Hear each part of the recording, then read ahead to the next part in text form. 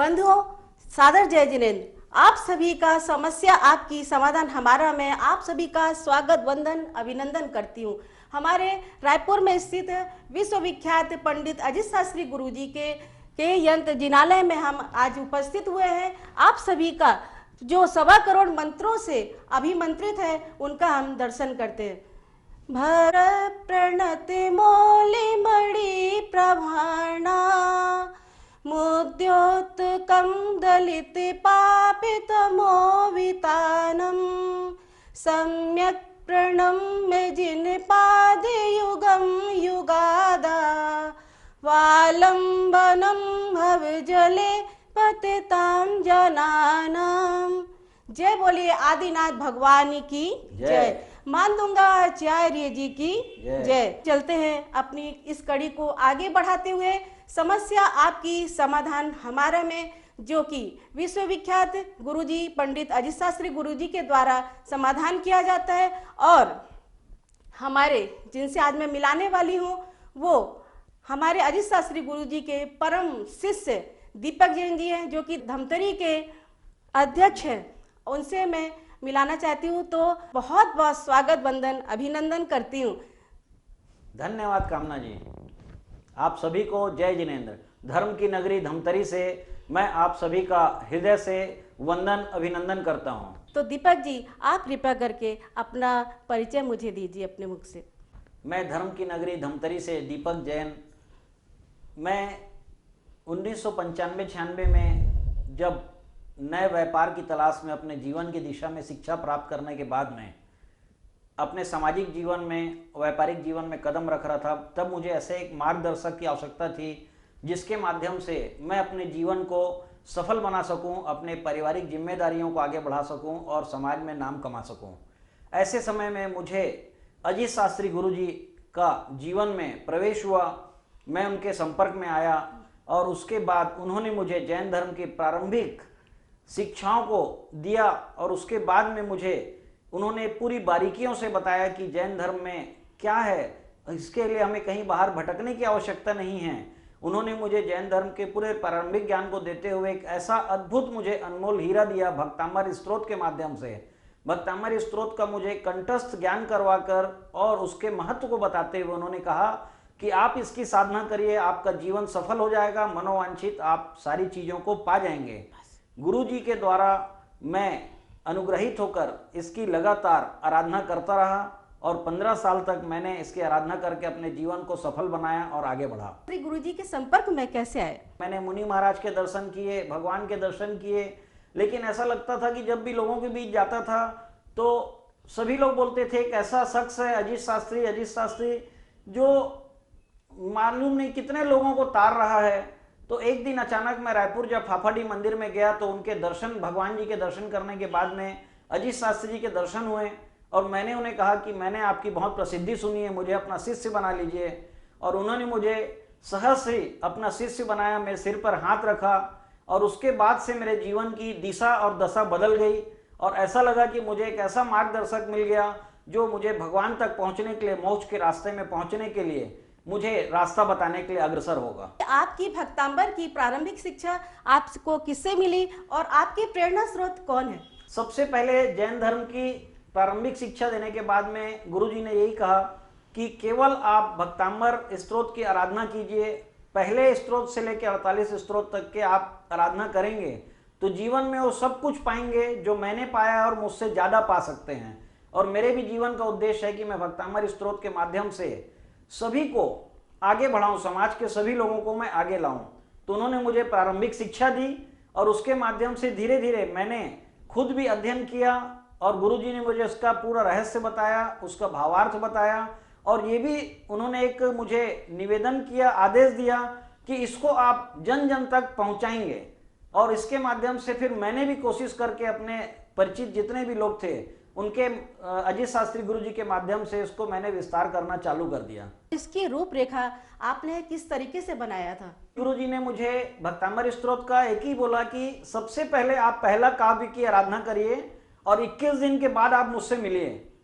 आप विश्वास नहीं करेंगे, अजित शास्त्री जी के शब्द थे और 21 दिन के अंदर मैं सोचता हूं कि शायद 21 लाख क्या मैं उससे ज़्यादा पैसे कमा लिया और समाज में प्रतिष्ठा भी मेरी बढ़ गई और कुछ ऐसी समस्याएं थी जो चुटकियों में दूर हो गई जब मैं आदिनाथ भगवान का ध्यान करता था और अजय शास्त्री जी के माध्यम से उनको ध्याता था भक्तामर स्तोत्र को।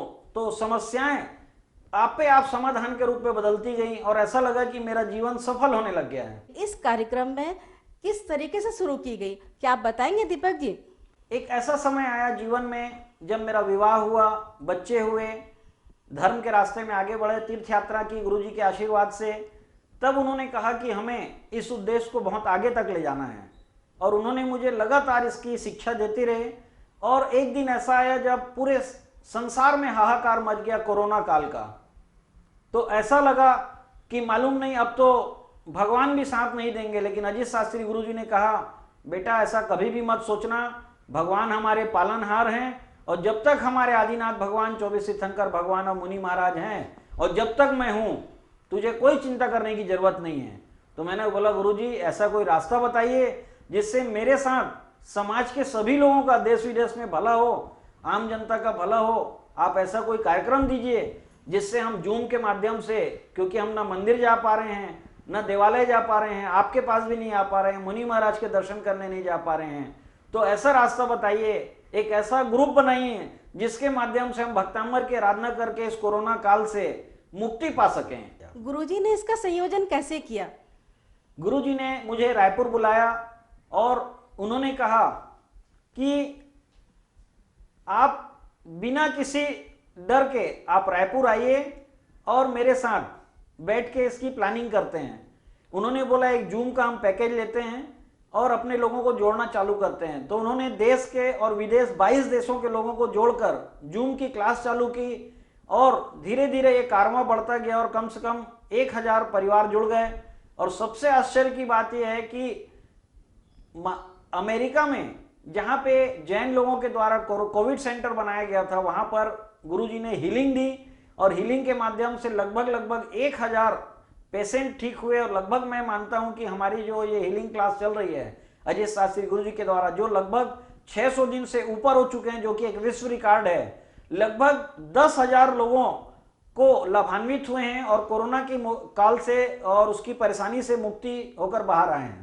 दुर्ग में हम लोगों ने एक ऐसी आराधना की कि वहां पर 3 विश्व रिकॉर्ड बने और हमारे गुरुजी Guinness book of world record में इसको भी ले जाने वाले हैं कि सर्वाधिक संख्या में एक साथ भक्तामर स्तोत्र की आराधना करने के लिए हम सब इकट्ठे हुए और ये ऐसा इतिहास बना जो कि आने वाले भविष्य में शायद इस रिकॉर्ड को कोई भी नहीं तोड़ पाएगा। क्या आप बताएंगे कि आपकी भविष्य की क्या योजना है और आप क्या करना चाहते हैं धर्म के लिए? एक बहुत ही अद्भुत प्रश्न है आपका।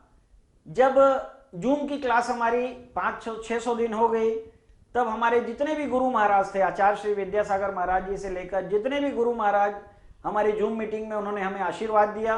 और उसके बाद अजीत शास्त्री गुरु जी ने हमें ये आदेश और आशीर्वाद दिया कि हमें युगों युगों तक अपने जैन धर्म को पताका फहराने के लिए और लोगों की समस्याओं को दूर करने के लिए, मनोवांछित फल प्राप्त करने के लिए, क्योंकि आज जैन लोग दूसरे धर्म के दूसरी जगह पे अपना समाधान ढूंढते हैं, तो हमें एक भक्तामर अनुसंधान केंद्र और भक्तामर धाम की स्थापना करना है। तो गुरुजी ने आदेश दिया कि हम भक्तामर धाम की स्थापना करना है, इसके लिए आप आगे बढ़ जाइए। और इसके लिए हम धर्म की नगरी धमतरी के पास में एक स्थल पर भक्तामर धाम बनाने की परिकल्पना कर रहे हैं, जिसका पूरा संयोजन, परिकल्पना, आशीर्वाद, प्रेरणा और पूरी प्लानिंग हमारे अजीत शास्त्री गुरु जी की है।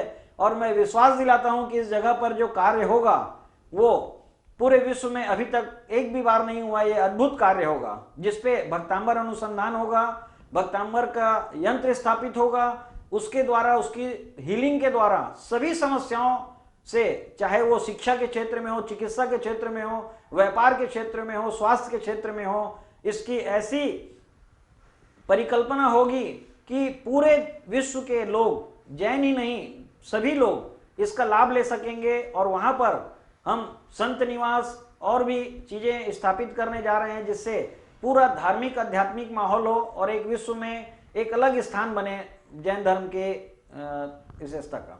बहुत बहुत धन्यवाद आपका, आप आज आए यहाँ पर और आपने अपनी जो भी रूपरेखा बताई उसके लिए मैं आपको तहे दिल से बहुत बहुत धन्यवाद करती हूँ। और मैं आपको बताना चाहूँगी कि आप अपने जगह पर जो इस कार्यक्रम को देख रहे हैं तो फटाफट पेन और कागज़ उठा लीजिए और व्हाट्सएप पे, ईमेल पे और मोबाइल नंबर जो हमारे अजीत शास्त्री गुरुजी का चल रहा है उसे आप नोट करिए और आपकी जो भी समस्या है उसका निराकरण अपने गुरुजी से लीजिए। आदरणीय दीपक जी, आपने सारी चीज़ तो मुझे बता दी है, पर मैं ये चाहती हूँ कि हमारे दर्शकों को ये पता चले कि आप उस कितने एकड़ ज़मीन में आप इसको बनाने जा रहे हैं और क्या क्या रूपरेखा रखी है, तो आप यदि इसे विस्तार से बताएंगे तो मुझे अच्छा लगेगा। जैसा कि भक्तांबर स्तोत्र 48 श्लोकों के द्वारा बना हुआ है, हम भक्तांबर धाम में 48 यंत्र स्थापित करेंगे और हम ऐसा विशाल यंत्र स्थापित करेंगे जो कि विश्व में कहीं भी नहीं बना है।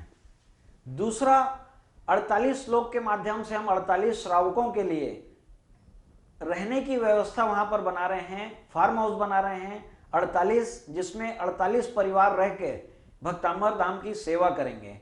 चूंकि ये ऐसा मनोरम दृश्य वाला स्थल है, धमतरी से 15 किलोमीटर दूर गंगरेल डैम है, उससे पानी से लगी हुई जगह है, अद्भुत नज़ारा है और 12 महीना वहाँ की जलवायु बहुत प्राकृतिक रूप से शुद्ध रहती है।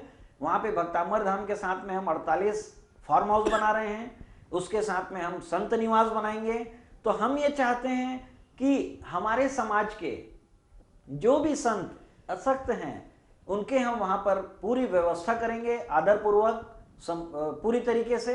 इसके अलावा जैन धर्म की प्रारंभिक शिक्षा के लिए हम वहाँ पर स्कूल खोलने का भी प्रयोजन है हमारा, कि जैन धर्म के साथ साथ खेल, स्वास्थ्य और शिक्षा में बच्चे आगे बढ़ें और उसके साथ में नेचर केयर, औषधि और हमारे जो अजीत शास्त्री गुरुजी हैं वो केवल जैन धर्म के ज्ञाता ही नहीं हैं, वास्तु के भी विद हैं, ज्योतिषाचार्य भी हैं, प्रतिष्ठाचार्य भी हैं।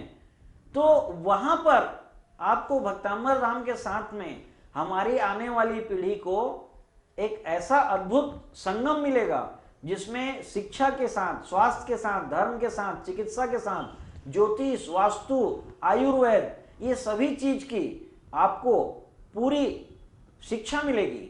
हम आगे चलकर इसमें एक ऐसे वातावरण का निर्माण करना चाह रहे हैं जिसमें धर्म के साथ साथ हमारे आने वाली पीढ़ी है उसके लिए एक ऐसे स्कूल की भी स्थापना करना चाह रहे हैं जिसमें जैन धर्म के सभी बच्चों को जैन धर्म की शिक्षा भी मिल सके और अपने उद्देश्य में आगे बढ़ सके। दीपक जी, बहुत बहुत धन्यवाद।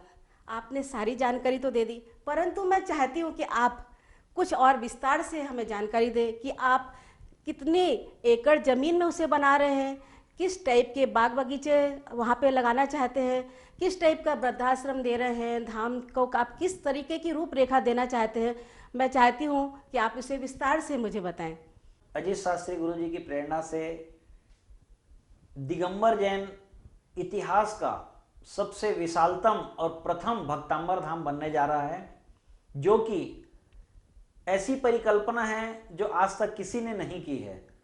हिंदुस्तान का ये पहला भक्तांबर धाम होगा और इसका स्थल का चयन कम से कम 50 जगहों पर गुरुजी ने जगह हम बताते गए, लेकिन गुरुजी ने कहा नहीं, ये जगह नहीं, ये जगह नहीं। इसके बाद में जब हमें मालूम, गुरुजी ने धमतरी जो कि छत्तीसगढ़ का गंगरेल सबसे अच्छा पर्यटन स्थल है, उसके पास में उन्होंने जगह देखी और गुरुजी ने कहा कि यही स्थल है जहाँ पे हमें ये आध्यात्मिक चीज बनानी है। और गुरुजी ने जैसे ही स्थल का चयन किया उसके बाद से उन्होंने अपनी योजना बतानी चालू की और इस जगह पे सबसे पहला तो विश्व का सबसे विशालतम भक्तांबर धाम बनेगा। उसके साथ में ये छत्तीसगढ़ और उसके आसपास के प्रदेशों का सबसे बड़ा पर्यटन स्थल के रूप में विकसित हो रहा है, जहां पर वाटर स्पोर्ट्स भी है और मंदिरों का शहर है, धर्म की नगरी है धमतरी। और आपको मैं बता दूं, अजीत शास्त्री गुरु जी की जो प्रेरणा से वहां पर बच्चों के लिए अभी तक आचार्य श्री विद्यासागर महाराज जी ने पूरे देश में लड़कियों के लिए प्रतिभा स्थली का निर्माण करवाया है। तो हमारे गुरु जी के मन में आया कि लड़के ऐसे अछूते क्यों रहें, तो उन्होंने कहा कि प्रतिभा स्थली जैसा ही एक स्कूल लड़कों के लिए भी बनाना चाहिए जिससे हमारे संस्कार जीवित रहें और जो हमारे धर्म में गाय के प्रति, गौ सेवा के प्रति एक करुणा और सेवा का भाव रहता है। तो गुरुजी ने कहा कि प्रतिभा स्थली जैसा लड़कों के लिए एक स्कूल बनाना है, उसके साथ में हम संतों के लिए, जो संत असक्त हो जाएंगे, विहार नहीं कर सकते, उनके लिए हम पूरी व्यवस्था रखेंगे। श्रावकों के लिए बहुत अच्छी धर्मशाला 3 स्टार फैसिलिटी के लिए रखेंगे। एक गौशाला बनाई जाएगी जिसमें गौ सेवा हमारा प्रमुख उद्देश्य रहेगा। गौ सेवा के माध्यम से हम अपने इस कार्य को संपन्न करेंगे। बच्चों के लिए सभी प्रकार की फैसिलिटी रहेगी और 48 कॉटेज हम बना रहे हैं। ये ऐसी चीज रहेगी जिसमें आध्यात्मिक के साथ साथ आपको सभी प्रकार के मनोरंजन के साधन भी उपलब्ध रहेंगे वहां पर। और हम एक ऐसा भी कार्य करने जा रहे हैं कि हमारे समाज के बहुत से ऐसे व्यापारिक घराने या राजनीतिक घराने के लोग हैं जो अपने परिवार के बुजुर्गों को एक अच्छी व्यवस्था देना चाहते हैं।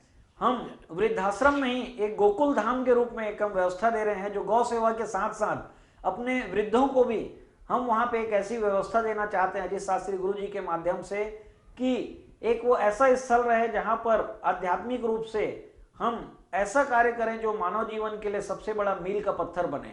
और हमारे गुरु जी की ये परिकल्पना है कि इसके साथ साथ में हम नेत्रदान के लिए भी हम बहुत बड़ा कार्य करने जा रहे हैं, जिसके ऐप बनाने के लिए हम तैयारी कर रहे हैं। तो ये पूरा स्थल भक्तांबर धाम, पर्यटन, कॉटेज, स्कूल, गौ सेवा, गौधाम और सारी चीजें समाहित रहेंगी। यहाँ आने के बाद में मैं विश्वास दिलाता हूँ कि अजीत शास्त्री गुरु जी की परिकल्पना में यहाँ आने के बाद 1 हफ्ते तक आप वापस नहीं जाएंगे और सदा सदा वहाँ बसने का आपका मन करेगा, ऐसा मेरा विश्वास है। आदरणीय दीपक जी, आपने बहुत ही अच्छी जानकारी दी। मेरा मन तो प्रफुल्लित हुआ ही है और दर्शकों का भी मन आपने जीत लिया होगा। और मुझे उम्मीद है कि ये आपका जो धाम भक्तांबर धाम बनने जा रहा है, इसका सभी लोग इसका लाभ उठाएंगे।